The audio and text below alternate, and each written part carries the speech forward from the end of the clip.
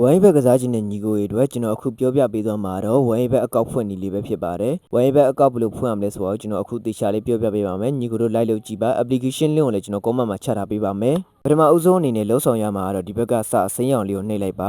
ပြီးရင်အပေါ်ဆုံးက1 click ဆိုတာလေးကိုထပ်နှိပ်ပါမယ်နှိပ်ပြီးတော့လို့ရှိရင်ကျွန်တော်တို့နိုင်ငံရွေးပါမယ်ကျွန်တော်ကမြန်မာမှာဆိုတော့ country နေရာမှာမြန်မာဆိုတာကိုပြောင်းလိုက်ပါမယ်ညီကိုတို့ကဘတ်နဲ့ဆော့မှာဆိုလို့ရှိရင် location ကို Thailand ဖြစ်ဖြစ်ထားပေးရပါမယ်။ပြောင်းပြီးသွားလို့ရှိရင် promo code နေရာမှာ KS2004 ဆိုတာလေးကိုထည့်ပေးရပါမယ်။ promo code လေးဖြည့်ပြီးသွားလို့ရှိရင်အောက်က4000ကွက်လေးမှာအမှန်လေးချစ်လိုက်ပါ။ပြီးရင်အောက်ကစာအစိမ်းရောင် register ဆိုတာလေးကိုနှိပ်လိုက်ပါ။ဒီစစ်နေပြီးသွားရင်ခဏလေးစောင့်လိုက်ပါခဏလေးစောင့်လိုက်တဲ့အချိန်မှာဒါမျိုးလေးပေါ်လာပါလိမ့်မယ်။ပေါ်လာတဲ့အခါကျွန်တော်တို့ဘောလုံးကိုသူ့ရဲ့နေရာရောက်အောင်ရွှေ့ပေးရပါမယ်။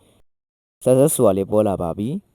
။အဲ့ဆိုလို့ရှိရင်ကျွန်တော်တို့ရဲ့ username password ကိုဝိုင်းဘက်ကနေချပေးပါလိမ့်မယ်။ကျွန်တော်တို့ကအဲ့ username password လေးကို screenshot ရိုက်ပြီးတော့ပဲဖြစ်ဖြစ်စောက်ထဲမှာပဲဖြစ်ဖြစ်တေချာသိန်းကိုသိမ်းထားရပါမယ်